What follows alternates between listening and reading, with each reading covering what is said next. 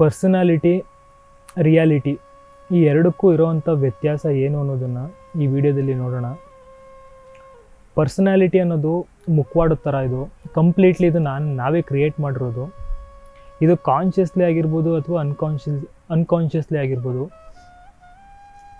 ನಾವು ಈ ಒಂದು ಲೈಫ್ ಸಿಚುವೇಶನ್ಗೆ ಹೋದಾಗ ಒಂದಷ್ಟು ಸಿಚುವೇಶನ್ಗಳಿಂದ ನಾವು ಈ ವಿಷಯಗಳನ್ನ ತುಂಬಿಕೊಂಡಿರ್ತೀವಿ. ಅದು ಈ ಒಂದು ಬೇಸಿಕ್ಕು 5 ಸೆನ್ಸ್ ಆರ್ಗನ್ಸ್ ಅಂತ ಕರಿತೀವಿ. ಬೇಸಿಕ್ಕು 5 ಸೆನ್ಸಸ್ ಇದೆ ನಮಗೆ. ಈ ಒಂದು 5 ಸೆನ್ಸಸ್ಸು ನಮಗೆ ಸರ್ವೈವಲ್ ಮೆಕ್ಯಾನಿಸಮ್ ಥರ ವರ್ಕ್ ಆಗುತ್ತೆ. ಇದು ನಮ್ಮನ್ನು ನಾವು ಸೇವ್ ಮಾಡ್ಕೊಳ್ಳೋದಕ್ಕೋಸ್ಕರ ಯೂಸ್ ಮಾಡ್ಕೋಬೋದು. ಆದರೆ ಇದೇನಾಗಿದೆ ಅಂದರೆ ಇದು ನಾವು ಅನ್ಕಾನ್ಷಿಯಸ್ಲಿ ನಾವು ಇದನ್ನು ಯೂಸ್ ಮಾಡಿದ್ದೀವಿ. ಫಾರ್ ಎಕ್ಸಾಂಪಲ್ಲು, ನಮ್ಮ ಫ್ಯಾಮಿಲಿ ಸಿಚುವೇಶನ್ಸ್ಗಳಿಂದ ಒಂದಷ್ಟು ಐಡೆಂಟಿಟೀಸ್ಗಳು, ರಿಲೇಷನ್ಶಿಪ್ಗಳು, ಮತ್ತು ಎಜುಕೇಷನ್ ಸಿಸ್ಟಮಿಂದ ಒಂದಷ್ಟು ಡೇಟಾ, ಮತ್ತು ಸೊಸೈಟಿಯಿಂದ ಇರುವಂಥ ಒಂದಷ್ಟು ಇನ್ಫಾರ್ಮೇಷನ್ಸು, ಈ ಒಂದು ಇಂಪ್ರೆಷನ್ಸ್ಗಳೆಲ್ಲ ನಮ್ಮ ತಲೆಗೆ ತುಂಬಿಕೊಂಡಿರ್ತೀವಿ.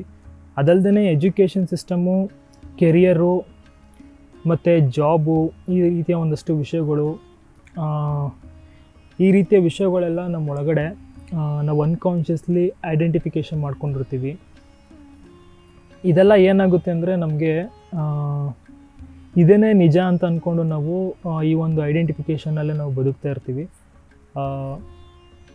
ಅಲ್ಟಿಮೇಟ್ಲಿ ಇದು ನಿಜವಾಗ್ಲೂ ಇದೆಲ್ಲಿಗೂ ತೊಗೊಂಡೋಗೋದಿಲ್ಲ. ನಾವು ಏನೋ ಒಂದು ಕೆಲಸ ತೊಗೊಂಬಿಡೋದು, ದುಡ್ಡು ಸಂಪಾದನೆ ಮಾಡಿಬಿಡೋದು, ಮತ್ತು ಒಂದು ಬಿಸ್ನೆಸ್ ಮಾಡಿ ಒಂದು ಸಕ್ಸಸ್ಫುಲ್ ಆಗಿಬಿಡೋದು, ಇದೆಲ್ಲ ಮಾಡಿಬಿಟ್ರೆ ಒಂದೇನೋ ಒಂದು ಅಲ್ಟಿಮೇಟ್ ಸಕ್ಸಸ್ಫುಲ್ ಆಗಿದ್ದೀವಿ, ಅಲ್ಟಿಮೇಟ್ ಸಕ್ಸಸ್ ಆಯಿತು ಅಂತ ಅಂದ್ಕೊಳ್ಳೋದು ತಪ್ಪಾಗುತ್ತೆ. ಯಾಕಂದರೆ ಇದು ಸೋಷಿಯಲ್ ಕನ್ಸರ್ನ್ ತೊಗೊಂಡ್ರೆ, ಸೋಷಿಯಲ್ ಕಂಡೀಷನ್ಗೆ ಓಕೆ ಇದು.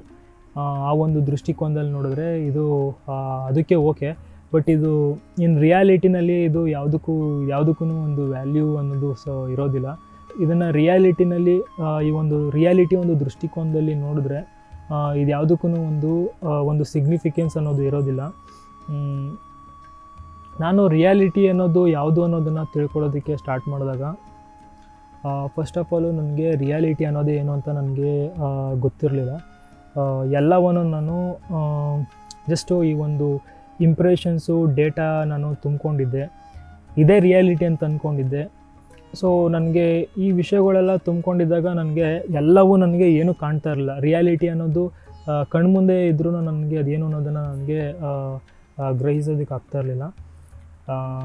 ಅಂಥ ಟೈಮಲ್ಲಿ ನಾನು ಇದರಿಂದ ಹೊರಗಡೆ ಬರಬೇಕು ಅಂತ ಡಿಸೈಡ್ ಮಾಡಿದಾಗ ಜಸ್ಟು ಸಿಂಪಲ್ ಪ್ರೋಸೆಸ್ ಇದು.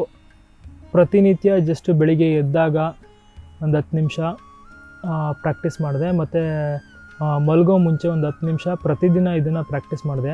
ಅದು ಯಾವ ಪ್ರಾಕ್ಟೀಸ್ ಅಂದರೆ ಅದು ನೀವು ಕೂಡ ಪ್ರಯತ್ನ ಮಾಡಿ ನೋಡಿ. ಇದು ಎಷ್ಟು ಫ್ರೀಡಮ್ ಕೊಡುತ್ತೆ ಅಂತ ನಿಮ್ಮ ಒಳಗಡೆ.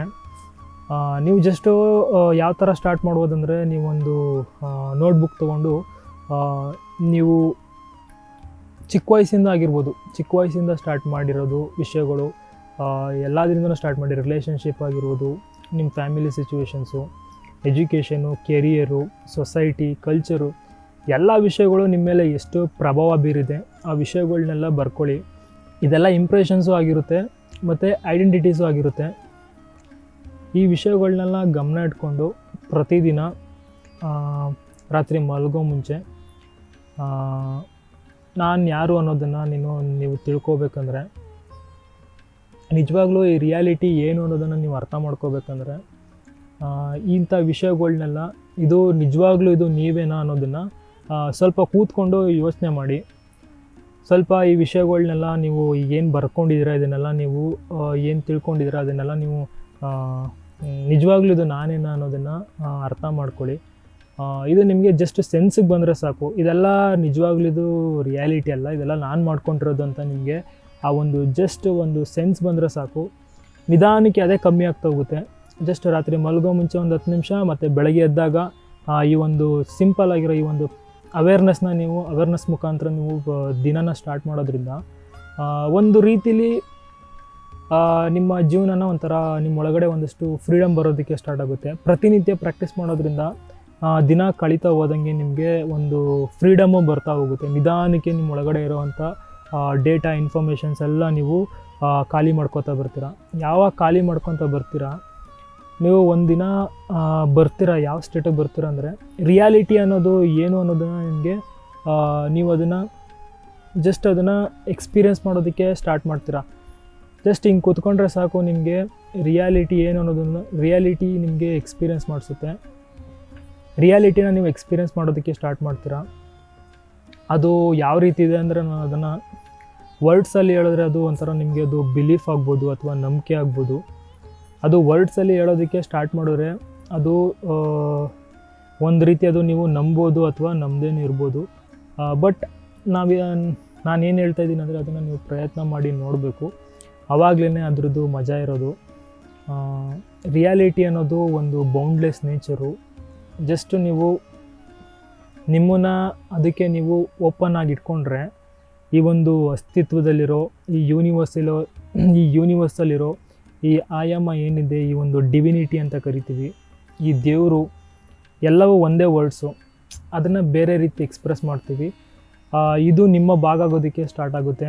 ಒಂದು ಸಲ ಇದು ಬರೋದಕ್ಕೆ ಸ್ಟಾರ್ಟ್ ಆಯಿತು ಅಂದರೆ ನಿಮ್ಮ ಜೀವನದಲ್ಲಿ ಪ್ರತಿ ಕ್ಷಣವೂ ಒಂದು ಖುಷಿಯ ಆನಂದ ಇರುತ್ತೆ. ಎಷ್ಟು ಜೀವನ ಈಸಿ ಆಗುತ್ತೆ ಅಂದರೆ ನಿಮಗೆ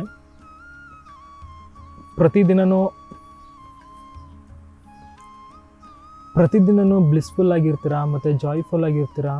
ಈ ಒಂದು ಆಯಾಮ ಬರೋದಕ್ಕೆ ಮಾತ್ರ ನೀವು ವರ್ಕ್ ಮಾಡಬೇಕು. ಇದನ್ನು ರಿಲೆಂಟ್ಲೆಸ್ ಕಮಿಟ್ಮೆಂಟ್ ತಗೊಂಡು ಪ್ರಯತ್ನ ಮಾಡಿದ್ರೆ ನಿಜವಾಗ್ಲೂ ಇದು ವರ್ತ್ ಅಂತ ನಾನು ಹೇಳ್ತೀನಿ. ಯಾಕಂದರೆ ಇದು ನನ್ನ ಜೀವನದಲ್ಲಿ ಆಗಿರೋವಂಥ ವಿಷಯ ಇದು. ಅದಕ್ಕೋಸ್ಕರ ನಾನು ಈ ಒಂದು ವಿಡಿಯೋ ಮುಖಾಂತರ ಹೇಳೋದಕ್ಕೆ ಪ್ರಯತ್ನ ಮಾಡ್ತಾ ಇರೋದು.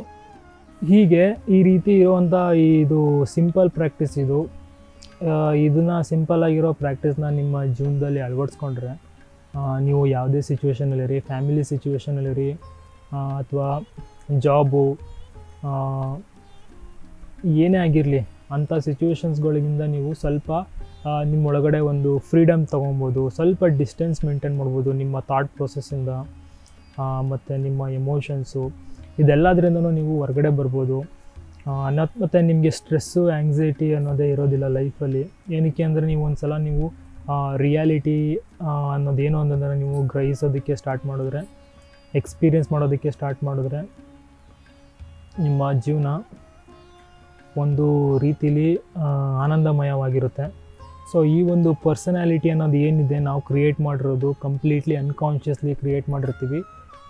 ಸೊ ಇದನ್ನು ನಾವು ಅರ್ಥ ಮಾಡ್ಕೋಬೇಕು. ಇದೇ ರಿಯಾಲಿಟಿ ಅಂತ ಅಂದ್ಕೊಂಡು ನಾವು ಬದುಕೋದಕ್ಕೆ ಹೋಗ್ಬಾರ್ದು. ಯಾಕಂದರೆ ಸ್ವಲ್ಪ ಕೂತ್ಕೊಂಡು ಯೋಚನೆ ಮಾಡಿದ್ರೆ ಬೆಟರು. ಯಾಕಂದರೆ ಅನ್ಕಾನ್ಷಿಯಸ್ಲಿ ನಾವು ಇದನ್ನೆಲ್ಲ ಫಾಲೋ ಮಾಡಿಬಿಟ್ಟು ಅದಕ್ಕೆ ನಾವು ಎನ್ಸ್ಲೈಮೆಂಟ್ ಆಗಿರ್ತೀವಿ. ಸೊ ಅದರಿಂದ ನಾವು ಇಂಥ ವಿಷಯಗಳಿಗೆ ನಮ್ಮ ಥಾಟ್ಸು, ಎಮೋಷನ್ಸು ಅದರಿಂದ ಓಡ್ತಾ ಇರುತ್ತೆ. ಮತ್ತು ಸ್ಟುಪಿಡ್ ಡಿಸೈರ್ಸು, ಈ ಒಂದು ಆಸೆಗಳು, ಪ್ರಪಂಚದಲ್ಲಿ ಸೃಷ್ಟಿಯಾಗಿರೋಂಥ ಒಂದಷ್ಟು ಆಸೆಗಳಿಂದ ನಾವು ಓಡ್ತಾ ಇರ್ತೀವಿ. ಕಂಪ್ಲೀಟ್ಲಿ ಇದನ್ನೆಲ್ಲ ನಾವೇ ಕ್ರಿಯೇಟ್ ಮಾಡಿರೋದು. ಈ ಒಂದು ಡ್ಯುಯಾಲಿಟೀಸು ಅಷ್ಟೇ, ವರ್ಡ್ಲಿ ಅಟ್ಯಾಚ್ಮೆಂಟ್ಸು, ಇದೆಲ್ಲ ಕಂಪ್ಲೀಟ್ಲಿ ಅನ್ಕಾನ್ಷಿಯಸ್ಲಿ ನಾವು ಇದನ್ನು ಮಾಡ್ಕೊಂಡಿರೋದು. ಇದನ್ನು ನಾವು ಅರ್ಥ ಮಾಡಿಕೊಂಡು ಇದರಿಂದ ಸ್ವಲ್ಪ ಡಿಸ್ಟೆನ್ಸ್ ಮೇಂಟೈನ್ ಮಾಡೋ ರೀತಿ ಸ್ವಲ್ಪ ಇದರಿಂದ ನಾವು ಈ ಒಂದು ಐಡೆಂಟಿಫಿಕೇಷನ್ಸಿಂದ ಹೊರಗಡೆ ಬರೋದು ಹೇಗೆ ಅನ್ನೋದನ್ನು ತಿಳ್ಕೊಂಡ್ರೆ ತುಂಬ ಒಳ್ಳೆಯದು. ಈ ವಿಷಯಗಳನ್ನ ತಿಳ್ಕೊಳ್ಳೋದ್ರಿಂದ ನೀವು ಆಧ್ಯಾತ್ಮ ದಾರಿಗೆ ಒಂದು ಸ್ಪಿರಿಚುವಲ್ ಪಾತಲ್ಲಿ ಬರೋದಕ್ಕೆ ಒಂದು ಸಿಂಪಲ್ ಪ್ರಾಕ್ಟೀಸ್ ಇದು. ಇದನ್ನು ನೀವು ಟ್ರೈ ಮಾಡಿ ನೋಡ್ಬೋದು. ನಮಸ್ಕಾರ.